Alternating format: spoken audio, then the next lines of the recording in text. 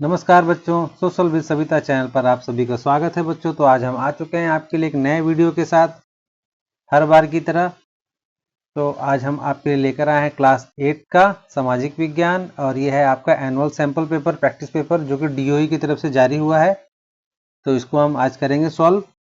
इसको सॉल्व करने के बाद आपको एग्जाम में पूरा चीज़ क्लियर हो जाएगा कि आपको किस टाइप का पेपर आएगा, कैसे पेपर का आंसर देना है, कितने मार्क्स मिलेंगे, सारे चीज़ का डिटेल आपको इस पे मिल जाएगा बच्चों। तो ठीक है, बड़े ध्यान से देखिएगा। तो ये आपका अभ्यास पत्र, प्रश्न पत्र है, और इसमें देखिए आपको मिलेगा 2 घंटा 30 मिनट, और इसका पेपर का जो आपका नंबर मार्क्स होगा, अधिकतम मार्क्स है 60 मार्क्स के, और ये है इंस्ट्रक्शंस। तो आपसे एक रिक्वेस्ट है, अगर चैनल पर नए हैं तो चैनल को सब्सक्राइब करें, वीडियो को लाइक करें, और अपने दोस्तों में शेयर करना ना भूलें। ठीक है बच्चों, तो चलिए शुरू करते हैं आपके लिए। और ये स्टार्ट करते हैं पहला ही आपका खंड क से, जिसके अंदर आपका है ऑप्शन वाला क्वेश्चन। सही मिलान कीजिए। प्रश्न नंबर संख्या 1, सही मिलान कीजिए। इसमें देखिए आपको 4 ऑप्शन दिए गए हैं, ए, बी, सी और डी। क्वेश्चन है इसमें, संविधान के अंतरात्मा सार्वजनिक वयस्क मताधिकार, तो ये हो गया आपका रॉन्ग में। उसके बाद बी है संविधान के अंतरात्मा नीति निर्देशों तत्व, ये भी रॉन्ग हो जाएगा। थर्ड है आपका संविधान के अंतरात्मा संसदीय कार्य प्रणाली, तो ये भी रॉन्ग है। और फोर्थ है आपका संविधान के अंतरात्मा मौलिक अधिकार, तो ये हो जाएगा राइट। तो इस तरह से आपका ऑप्शन डी हो जाएगा आंसर। ठीक है बच्चों, अब चलते हैं क्वेश्चन नंबर 2 में। दिए गए कथन को पढ़कर धर्मनिरपेक्ष देश की पहचान कीजिए। इसमें देखिए आपको 4 ऑप्शन दिए, 1, 2, 3 और 4। इसमें कथन को आपको पढ़ना है। ऐसे ही एग्जाम में क्वेश्चन आएगा, तो इस तरह के क्वेश्चन को बिल्कुल ध्यान से करना है आपको। तो देश ई पहला जो है, सभी धर्म के मानने वाले लोगों को समान अधिकार दिए गए हैं। दूसरा है देश एफ में सिर्फ एक धर्म के लोगों को वोट डालने का अधिकार है। तीसरा है देश जी, एक धर्म को राजकीय धर्म के रूप में बढ़ावा दिया है गया है। और फोर्थ है देश एच, एक धर्म के मतों का मूल्य से अधिक है। तो इसका ऑप्शन हो जाएगा ऑप्शन ए, देश ई। ठीक है, ये इसका आंसर हो जाएगा। अब चलते हैं क्वेश्चन नंबर 3 पर। लोकसभा में निर्वाचित सदस्यों की कुल संख्या कितनी होती है? तो आपको पता ही है, सी होगा आपका, सी होगा आपका, सी है आपका 543। ठीक है, अब चलते हैं क्वेश्चन नंबर 4 में। उचित विकल्प की सहायता से रिक्त स्थान की पूर्ति कीजिए। भारतीय संविधान के अनुच्छेद 21 में प्रदान किया गया है किसे? जीवन के अधिकार को। ठीक है, ये ऑप्शन हो जाएगा। हमने आपके लिए आंसर पहले लिख दिया ताकि आपको कोई कन्फ्यूजन ना हो। ठीक है बच्चों, अब चलते हैं प्रश्न नंबर 5 पे। अनुसूचित जाति अनुसूचित जनजाति अत्याचार निवारण अधिनियम किस वर्ष पारित किया गया? तो ये होगा आपका ऑप्शन सी, 1989। ठीक है, अब चलते हैं प्रश्न नंबर 6 पर। तो ये आपका प्रश्न नंबर 6, निम्नलिखित में से कौन सा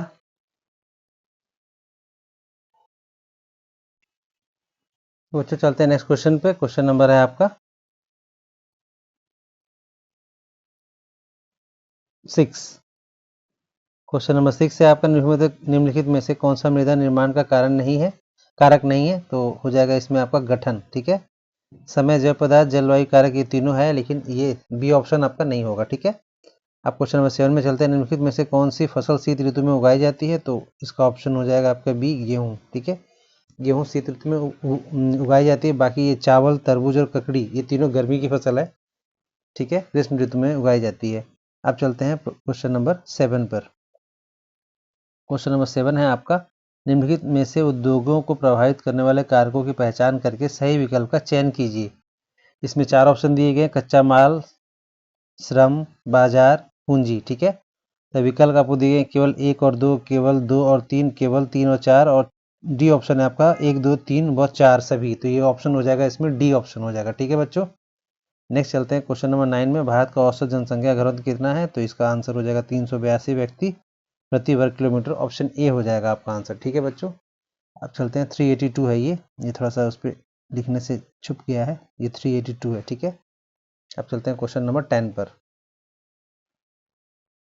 नीचे दिए दो कथन ए कथन 2 के रूप में दिए गए, दोनों कथनों को पढ़िए और सही विकल्प का चयन कीजिए। ये वाला क्वेश्चन बहुत आजकल आ रहे हैं, ट्रेंडिंग में है, तो इसको बिल्कुल प्रैक्टिस करके जाइएगा, तभी आपके पेपर में अच्छे मार्क्स ला पाएंगे। ठीक है, कथन 1 है, इसके अंदर देखिए, नवीनीकरण संसाधन के वे संसाधन है जो शीघ्रता से नवीनीकृत अथवा पुनः पूरित हो जाते हैं। दूसरा है अनवीनीकृत संसाधन वे संसाधन जिनका भंडार सीमित है। तो इसको ध्यान से पढ़ना है, और इसमें कथन ए हो जाएगा आपका कथन एक, कथन एक और कथन दोनों सही है। कथन और ये बी, सी और डी, ये 4 ऑप्शन है, इसमें ए होगा आपका ऑप्शन। इसमें देखना है आपको कि किस तरह से आप पढ़िए और आपको सही विकल्प कैसा लगता है, पढ़ने से आपको पॉजिटिव लगता है या नेगेटिव लगता है। तो नवीनीकरण संसाधन में संसाधन होते हैं जो शीघ्रता से नवीनीकरण तथा पुनः पूरित हो जाते हैं, मतलब दोबारा से दोबारा में यूज कर सकते हैं, ये इसका मतलब है। दूसरा, अनवीनीकरण साधन में जिनका भंडार सीमित है, जैसे कोयला, पेट्रोल। तो ये दोनों सब मतलब जो दोनों कथन है वो सही है, तो जो कथन दोनों सही होंगे वो आपको लगाना है। कथन किसी में भी एक गलत होगा तो उसी हिसाब से आपको वह 1, 2 या सी और डी इसमें से ऐसे चूज करना होगा। ठीक है, तो इसका ऑप्शन ए हो जाएगा 10th का। अब चलते हैं क्वेश्चन नंबर 11 पर। नीचे 2 कथन दिए गए हैं, ए और कारण के रूप में दिए गए हैं। कथनों को पढ़िए और सही विकल्प का चयन कीजिए। तो अभी कथन ए है, 1917 में बिहार में महात्मा गांधी ने चंपारण आंदोलन की शुरुआत की। तो उसका कारण क्या है? अंग्रेज नील कृषकों के समर्थक थे। तो विकल्प ए दिया है, बी और सी, तो इसमें ऑप्शन हो जाएगा अभिकथन सी। कि अभिकथन क्या है? पहला ए की ठीक है, ए और ऑप्शन सी कि 1917 में बिहार में महात्मा गांधी ने चंपारण आंदोलन की शुरुआत की, लेकिन जो दूसरा कारण दिया अंग्रेज नील कृषकों के समर्थक थे, ये गलत है। वो उन पर अत्याचार करते थे, उनका समर्थन नहीं करते थे, उन पर कर लगा दिया जाता था, उनको जबरदस्ती नील की खेती करने के लिए मजबूर किया जाता था। ठीक है बच्चों, तो 11 का ऑप्शन हो जाएगा सी। अब चलते हैं क्वेश्चन नंबर 12 पर। क्वेश्चन नंबर 12 में आपका सालाबाई की संधि किस वर्ष हुई है? तो इसका आंसर हो जाएगा 1792, ऑप्शन ए, सॉरी 1782। ठीक है, ऑप्शन ए होगा 1782। ठीक है, अब चलते हैं क्वेश्चन नंबर 13 पर। उचित विकल्प की सहायता से रिक्त स्थान की पूर्ति कीजिए। सन 1900 में बिरसा मुंडा की मृत्यु किससे हुई? हैजा से हुई। ठीक है, हैजा। क्वेश्चन नंबर 14, बहादुर शाह जफर की मृत्यु किस स्थान पर हुई? तो ऑप्शन है ए, रंगून। ठीक है, इसका ऑप्शन ए हो जाएगा। अब चलते हैं क्वेश्चन नंबर 15 पर। रविन्द्रनाथ टैगोर ने शांति निकेतन की शुरुआत कब की? तो ऑप्शन ए हो जाएगा 1901। ठीक है बच्चों, इस तरह से आपके सारे ऑप्शन वाले जो 15 क्वेश्चन थे आपके, ये कंप्लीट होते हैं। अब इसमें है आपका लॉन्ग आंसर क्वेश्चन। तो इसके आंसर हमने देखिए, क्वेश्चन देख लीजिए 2 से लेके, ये फर्स्ट का सॉरी ये सेकंड क्वेश्चन का हो जाएगा आपका ए बी, फिर थर्ड हो गया, फोर्थ हो गया, फिफ्थ का ए एंड बी ये क्वेश्चन है।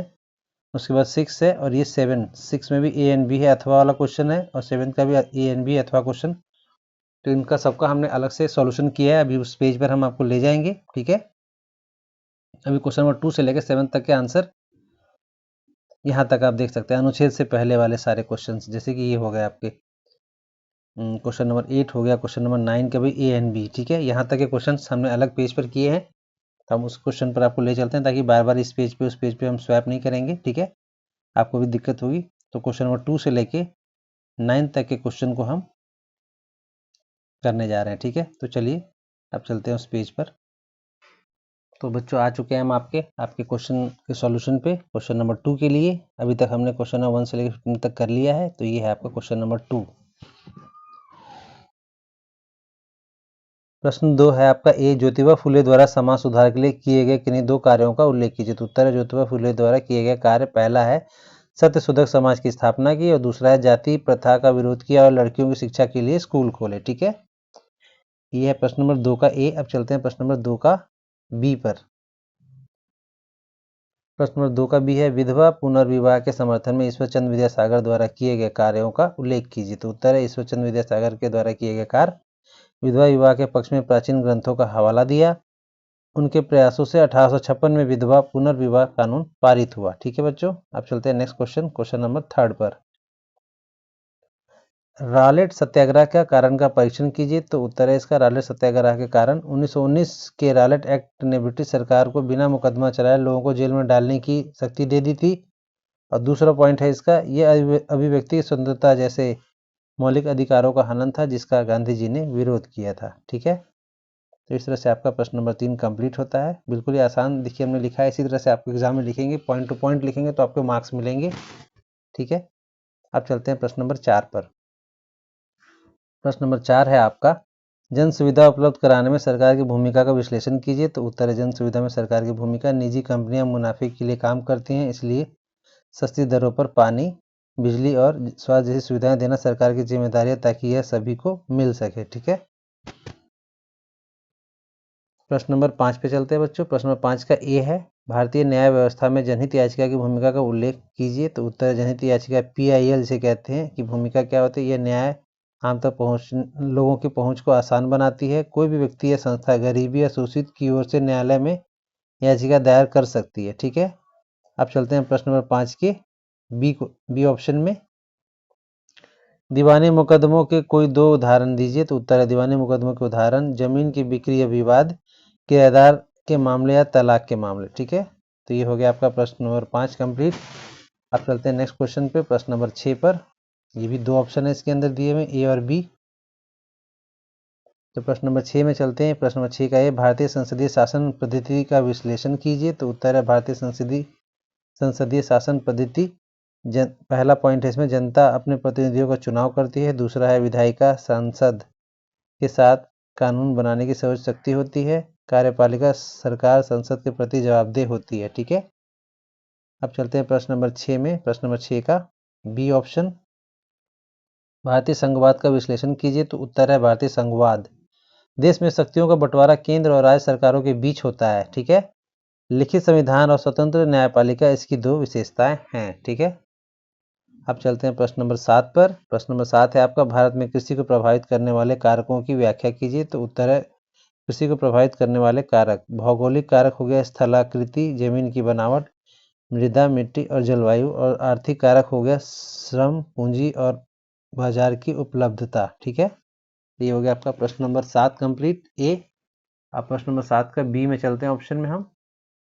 तो प्रश्न नंबर 7 का बी है, स्थानांतरित कृषि के विशेषताओं का व्याख्या कीजिए। तो स्थानांतरित कृषि की विशेषताएं हैं, वृक्षों को काटकर और जलाकर जमीन साफ की जाती है। कर्तन और दहन इसे कहते हैं काटना और जलाना।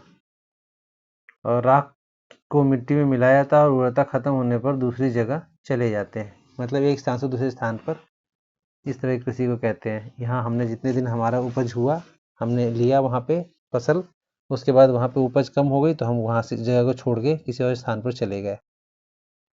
अब हम चलते हैं प्रश्न नंबर 8 पर। जनसंख्या वितरण को प्रभावित करने वाले दो कारकों की व्याख्या कीजिए। तो उत्तर है जनसंख्या वितरण को प्रभावित करने वाले कारक, भौगोलिक, समतल मैदानों, स्थलाकृति और अनुकूल जलवायु में लोग ज़्यादा रहते हैं। दूसरा पॉइंट है जल और मृदा, उपजाऊ मिट्टी और ताजे पानी की उपलब्धता घनी आबादी को आकर्षित करती है। तीसरा पॉइंट है खनिज निक्षेपों वाले क्षेत्रों में रोजगार के कारण जनसंख्या अधिक होती है।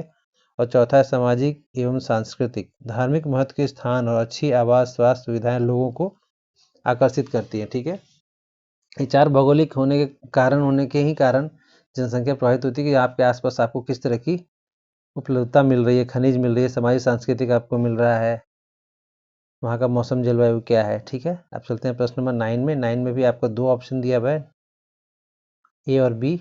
तो हम 9 पे चलते हैं। प्रश्न नंबर 9 है, भारतीयों की शिक्षा के प्रति अंग्रेजी सरकार के दृष्टिकोण की समीक्षा कीजिए। तो उत्तर है भारतीयों की शिक्षा के प्रति अंग्रेजी दृष्टिकोण, कुछ अंग्रेज प्राच्यवादी भारतीय ज्ञान का सम्मान करते थे, लेकिन मैकाले जैसे अफसर इसे अवैज्ञानिक मानते थे। ठीक है, अंग्रेजों का उद्देश्य क्लर्क तैयार करना और भारतीयों को सभ्य बनाना था। ठीक है, ये दो पॉइंट हो गए इसके। अब चलते हैं इसके प्रश्न नंबर 9 के बी वाले आंसर पे।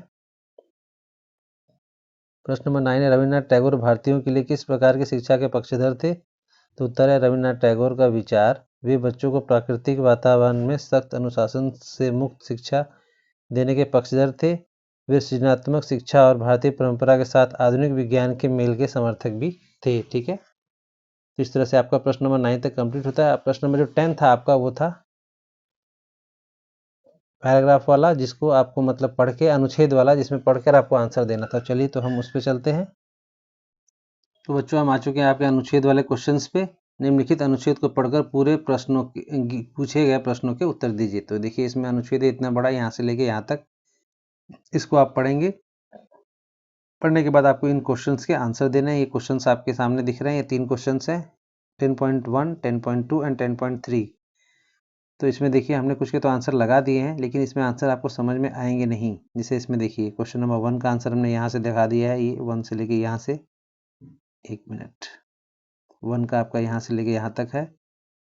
उसी तरह से आपका ये हो गया आपका सेकंड का, सेकंड का हो गया यहाँ से यहाँ तक, इधर ये हो गया आपका थर्ड का, ठीक है, सेकंड का यहाँ तक है। तो इसमें आपको समझ में आएगा ना, इसके लिए हमने आपके लिए आंसर अलग से निकाला है, पेज पे बनाया है, हम उस पर चलते हैं, वहाँ से आप अच्छे से समझ पाएंगे। तो इस अनुच्छेद को ध्यान से पढ़ेंगे तभी आप इसका आंसर दे पाएंगे एग्जाम में, ठीक है। तो इसको बिल्कुल अच्छे से पढ़ना है, जो इंपॉर्टेंट पॉइंट्स लग रहा है उसको आपको अंडरलाइन करना है कि ये इंपॉर्टेंट लग रहा है, उसको आप अंडरलाइन पेंसिल से कर सकते हैं। उसके बाद जब उन सब पॉइंट को अंडरलाइन कर लेंगे, एक बार दो बार पढ़ लेंगे, फिर आप इसके आंसर क्वेश्चन पे चलेंगे। तो ये है उसके क्वेश्चंस बच्चों। क्वेश्चन इसका प्रश्न 10.1, कुछ समुदायों को हाशिए पर क्यों महसूस होता है? तो उत्तर है अलग भाषा, रीति रिवाज, गरीबी या सामाजिक हैसियत कम होने के कारण, ठीक है।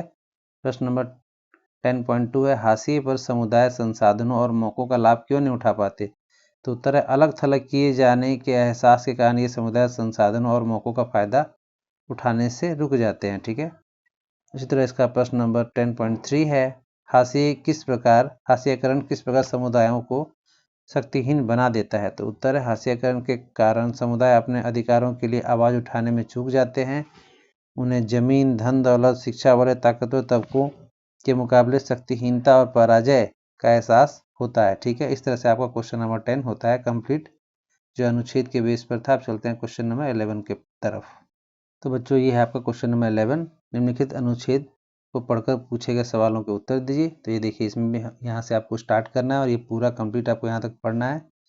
इसमें भी आपके 3 क्वेश्चंस दिए हुए हैं, तो इन अनुच्छेद को अच्छे से ध्यान से 1 से 2 बार पढ़ेंगे, इंपॉर्टेंट पॉइंट्स को अंडरलाइन करेंगे। उसके बाद हमने इसमें भी आपके लिए आंसर दे दिया है। देखिए यहाँ पे क्वेश्चन नंबर 1 है आपका, यहाँ से लेके यहाँ तक, ये है आपका क्वेश्चन नंबर 2, यहाँ से यहाँ तक, और ये है आपका क्वेश्चन नंबर 3, ठीक है, यहाँ से यहाँ तक। तो इसको पढ़ने पर ही आपको समझ में अच्छे से आएगा। अब हम चलते हैं इसके आंसर पर। तो हम आ चुके हैं इसके क्वेश्चन नंबर 11 पे। क्वेश्चन नंबर 11 का 1, कुछ निजी कंपनियां गलत हथकंडे क्यों अपनाती हैं? तो उत्तर है ज़्यादा मुनाफा कमाने के चक्कर में। प्रश्न नंबर 11 का 2, सरकार की एक महत्वपूर्ण जिम्मेदारी क्या है? तो सर निजी कंपनियों को गलत तरीकों को रोकना और कानून बनाकर लागू करना, ठीक है। थर्ड है इसका हो जाएगा 11.3, सरकार के लिए कानून बनाना ही पर्याप्त क्यों नहीं है? क्योंकि अगर कानून कमजोर हो या सही से लागू ना हो तो बाहरी नुकसान जैसे पर्यावरण या मजदूरों का हो सकता है, ठीक है। तो कानून बनाने के साथ साथ उसको लागू करना भी जरूरी है। अब चलते हैं नेक्स्ट क्वेश्चन पे, प्रश्न नंबर। तो बच्चों हम आ चुके हैं प्रश्न नंबर 12 पर। निम्नलिखित अनुच्छेद को पढ़कर पूछे गए प्रश्नों के उत्तर दीजिए। तो इस तरह से ये भी अनुच्छेद आपको पूरा यहाँ से यहाँ तक कंप्लीट पढ़ना है। पढ़ने के बाद आप इसका आंसर दे पाएंगे। इसमें आंसर है आपका क्वेश्चन नंबर 12.1, 2 और 3, 3 क्वेश्चन पूछे गए हैं। इसमें भी हमने आपके लिए आंसर मार्क किए हुए हैं, देख लीजिए।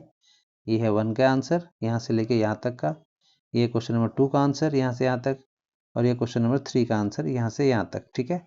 तो हम चलते हैं इसके आंसर। इसको हमने दूसरे पेज पर आपके लिए अच्छे से लिखा है ताकि आपको अच्छे से समझ में आ जाए। तो चलिए, तो बच्चों हम आ चुके हैं क्वेश्चन नंबर 12 पे। क्वेश्चन नंबर 12 है आपका, इतिहास या कहानी को अध्यायों में बांटने का मुख्य उद्देश्य क्या होता है? तो उत्तर है ताकि कहानी में सामंजस्य बना रहे और उसे आसानी से समझा और याद रखा जा सके, ठीक है।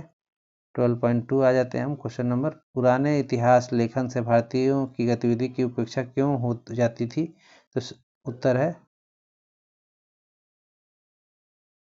सरपंच कहा जाता था क्योंकि इतिहास गवर्नर जनरल के जीवन में लिखा गया था, इनमें आम भारतीयों के लिए जगह नहीं थी, ठीक है। अब चलते हैं प्रश्न नंबर 12.3 पे चलते हैं। जब इतिहासकार पुरानी महत्वपूर्ण तिथियों को छोड़कर नई तिथियों को महत्व देने की बात करते हैं तो इससे इतिहास की व्याख्या में क्या परिवर्तन आता है? इसका मतलब है कि उत्तर है इसका मतलब यह है कि जिन तिथियों से पहले महत्व दिया जाता था वे अब महत्वपूर्ण नहीं रहेंगी और हमारे भारतीयों के नज़रियों से कई तिथियां महत्वपूर्ण हो जाएंगी, नई तिथियां महत्वपूर्ण हो जाएंगी, पुरानों को हटा दिया जाएगा, ठीक है। अब नेक्स्ट चलते हैं क्वेश्चन नंबर 13 पर। तब हम आ चुके हैं बच्चों क्वेश्चन नंबर 13 पर। क्वेश्चन नंबर 13 है आपका, निम्नलिखित अनुच्छेद को पढ़कर पूछे गए सवाल का उत्तर दीजिए। तो ये भी अनुच्छेद बेस्ड क्वेश्चन है। ये देखिए यहाँ से लेकर यहाँ तक आप पढ़ेंगे। उसके बाद इसमें 3 क्वेश्चन दिए हुए हैं, 13.1, 13.2 एंड 13.3। इसमें भी हमने आपके आंसर्स मार्क कर दिए। देखिए क्वेश्चन नंबर 1 का आंसर है यहाँ से यहाँ तक, उसके बाद थर्ड का आंसर है, उसके बाद सेकंड का, देखिए थर्ड का दिया है हमने, सेकंड का कर दिया है। अब हम इसी को डिटेल में हम अपने पेज पे चलते हैं, वहाँ से करेंगे। तो ये बच्चा हुआ क्वेश्चन नंबर 13, बढ़ती जनसंख्या के कारण किस प्राकृतिक संसाधन के समाप्त होने का डर पैदा हुआ? तो उत्तर है वन भूमि और कृषि योग्य भूमि संसाधन के समाप्त होने का डर पैदा हो गया है। बच्चों चलते हैं नेक्स्ट क्वेश्चन पे, क्वेश्चन नंबर 13.2। तो बच्चों अब चलते हैं क्वेश्चन नंबर 13.2 पर, भूमि संरक्षण का समान तरीका बताइए। तो उत्तर है वन रोपण, भूमि सुधार, रासायनिक कीटनाशकों का विनियमित उपयोग या अति चारागाह पर रोक, इनमें से कोई एक लिख सकते हैं आप। ठीक है, अब चलते हैं प्रश्न नंबर 13 का 3 के 3 में, बढ़ती जनसंख्या किस प्रकार भूमि संसाधनों को विनाश का कारण बनती है। तो उत्तर है बच्चों, बढ़ती जनसंख्या उसकी बढ़ती मांगों के कारण वन भूमि और कृषि योग्य भूमि का बड़े पैमाने पर विनाश हुआ है। ठीक है, इस तरह से आपका क्वेश्चन नंबर 13 तक कंप्लीट होता है। अब हम चलते हैं मैप वर्क पे। तो बच्चों हम आ चुके हैं क्वेश्चन नंबर 14 पर आपके लिए। अभी है क्वेश्चन नंबर 14 आपका। इसमें पूछा गया है, भारत के राजनीतिक रेखा मानचित्र में निम्नलिखित में से किन्हीं 5 को उपयुक्त चिन्हों की सहायता से दर्शाएं। तो दांडी हो गया आपका गुजरात में, चंपारण आपका हो गया बिहार में, दिल्ली हो गया आपका, दिल्ली तो एक स्टेट है ही खुद, लखनऊ हो गया आपका उत्तर प्रदेश में, झांसी आपका हो गया उत्तर प्रदेश में, और जलियांवाला बाग पंजाब अमृतसर में। ठीक है बच्चों, तो ये तो हो गया आपका कौन सा जगह कहाँ पर है। अब इसको मैप में कैसे देखेंगे, तो चलिए इसको मैप में देखते हैं। तो ये है आपका मैप, ये देख लीजिए, हमने इसको बहुत अच्छे से इसको आपके लिए दर्शाया है इसमें। ये देखिए, ये आ गया आपका, ये हो गया आपका पंजाब में जलियांवाला बाग, ये हो गया आपका दिल्ली, और ये हो गया आपका लखनऊ, और ये है चंपारण आपका बिहार का मैप में, और ये हो गया झांसी, ये दोनों यूपी में आ गए। उसके बाद ये हो गया दांडी, आपका दांडी यात्रा सुना होगा आपने गांधी जी का, ये हो गया आपका गुजरात में। इस तरह से सारे मैप में हमने आपको दिखा दिए डिटेल में। तो बच्चों ये मैप देख लीजिए, बिल्कुल इंपॉर्टेंट क्वेश्चन है ये मैप के, आपको बिल्कुल पेपर में आएगा, तो इसको ध्यान से कर लीजिएगा आपका। ठीक है, तो इस तरह से हमने आपके सारे चैप्टर क्वेश्चंस के आंसर दे दिए हैं। तो अब आपसे लास्ट में रिक्वेस्ट यही है कि चैनल को लाइक करें, सब्सक्राइब है। अगर आपको इस क्वेश्चन पेपर जो हमने सॉल्व किया इसका पीडीएफ आपको चाहिए, तो आपको इसके लिए क्या करना होगा, आपको ज़्यादा से ज़्यादा लाइक करना होगा, शेयर करना होगा, कमेंट करना होगा। जितना ज़्यादा आप शेयर करेंगे, जितना इसमें हमें कमेंट्स आएंगे, तो हम इसको पीडीएफ आपको शेयर कर देंगे हमारे टेलीग्राम चैनल पे। टेलीग्राम चैनल का लिंक भी हमारे उस पर चैनल पे दिया हुआ है।